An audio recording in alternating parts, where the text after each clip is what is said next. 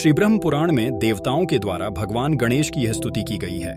भगवान गणेश को समर्पित इस स्तुति में 14 श्लोक हैं। इस स्तोत्र का नित्य प्रति प्रातः जो साधक पाठ करता है उसके सभी दुख, दारिद्र्य और कल्मश दूर होते हैं तथा कार्यों में आ रही विघ्न बाधाओं से मुक्ति प्राप्त होती है।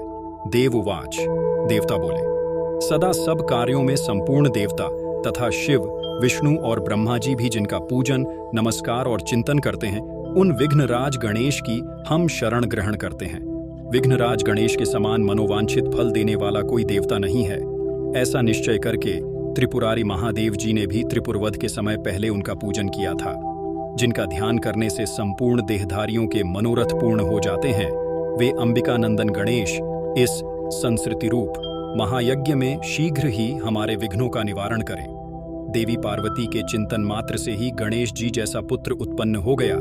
इससे संपूर्ण जगत में महान उत्सव छा गया है।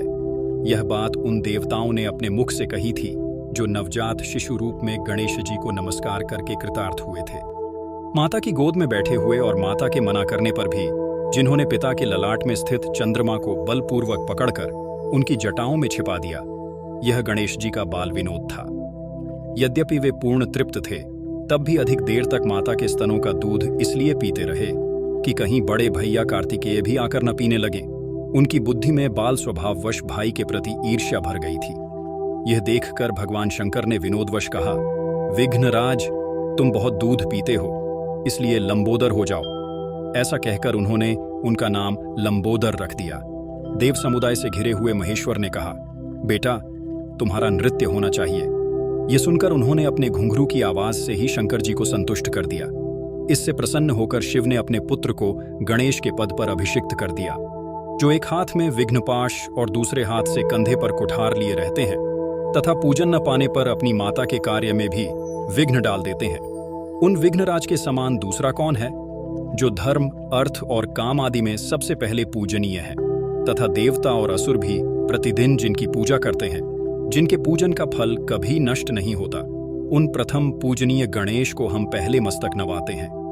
जिनकी पूजा से सबको प्रार्थना के अनुरूप सब प्रकार के फल की सिद्धि प्राप्त होती है, जिन्हें अपने स्वतंत्र सामर्थ्य पर अत्यंत गर्व है, उन बंधुप्रिय मूषक वाहन गणेश जी की हम स्तुति करते हैं। जिन्होंने अपने सरस संगीत, नृत्य, समस्त मनोरथों की सिद्धि तथा विनोद के द्वारा माता पार्वती को पूर्ण संतुष्ट किया है, उन अत्यंत संतुष्ट हृदय वाले श्री गणेश जी की हम शरण लेते हैं।